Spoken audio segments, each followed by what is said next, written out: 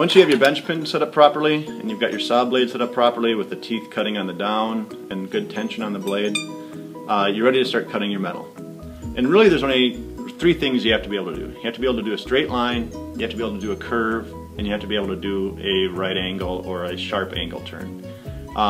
For all three cuts, how you hold the saw and how you actually cut with the blade, there's really only one way to do it right, and there's lots of ways to do it wrong. The first thing is have the metal supported on both sides. That's why we have the bench pins. A lot of people try to put the metal out to the side, and as you try to cut, it bends the metal down or it pulls against the metal.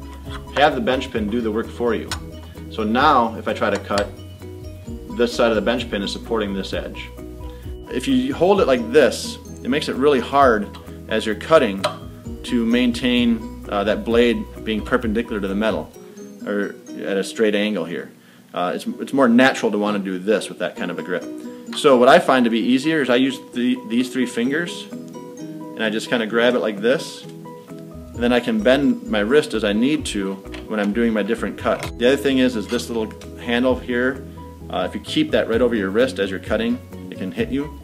So that's why I like to kind of sit off to the side a little bit so this isn't lining up right with the back of my wrist. The other thing I like to do is a lot of people will try to hold the metal like this, which puts a lot of tension on your hands, which can get kind of hard to hold it after a while.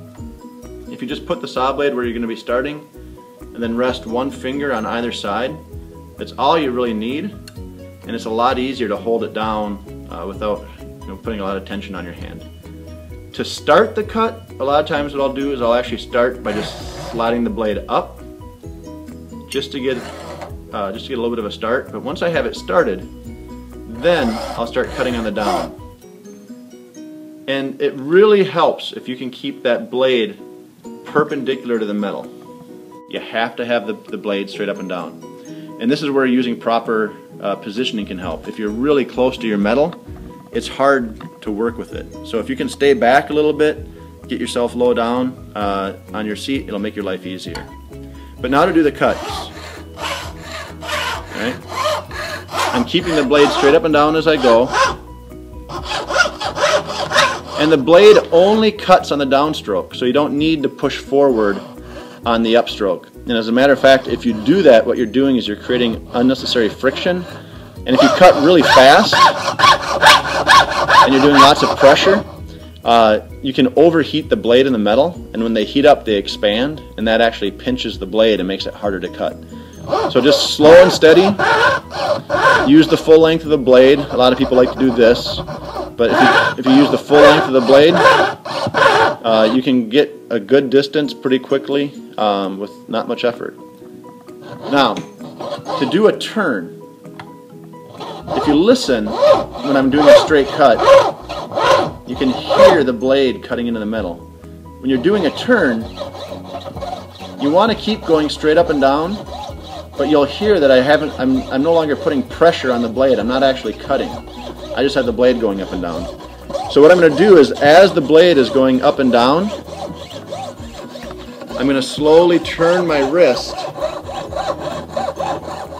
and you can actually hear the edge of the blade cutting into the metal.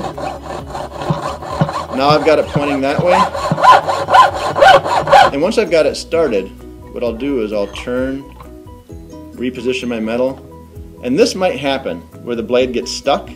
If it gets stuck, don't force it. The best thing to do is just kind of bounce it until it breaks free.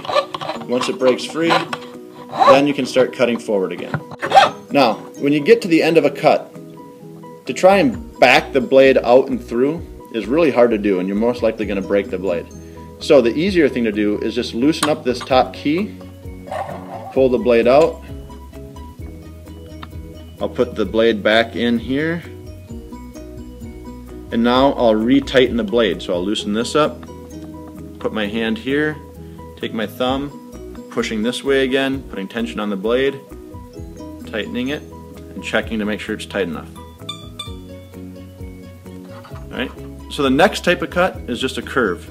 If you're working with a small piece of metal, the reason these bench pins are tapered is you can move it all the way up to here, and you have a smaller gap here. So use the bench pin where it makes sense for what you're cutting. To do a curve, I'll start by sliding up again. Right. It's the same basic concept as a right turn. It's just that you're now, instead of stopping all forward pressure, you just turn your wrist as you're cutting.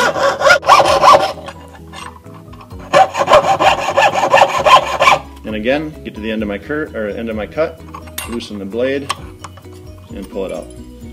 The other thing you'll need to be able to do is cut out basic shapes. But cutting out any basic shape is really just an application of these cuts. If you cut out a square, it's just a series of right turns. If you're cutting out a circle, it's just a curved line that connects with itself. But the key thing is to remember, blade straight up and down, cut on the downstroke. Don't put on too much pressure, or don't use too much pressure. Use the full length of the blade as you're cutting. Right? Don't use little short strokes like that. That takes forever. And when you get to the end, just loosen up the key and pull it out.